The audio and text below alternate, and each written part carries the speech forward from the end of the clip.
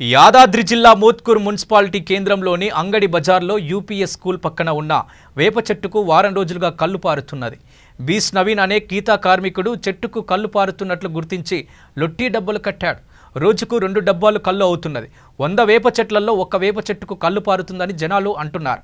వేప చెట్టుకు కల్లు పారుతున్నట్టు ఆ నోట ఈ నోట తెలిసి జనాలు వచ్చి ఆసక్తిగా చూస్తున్నారు.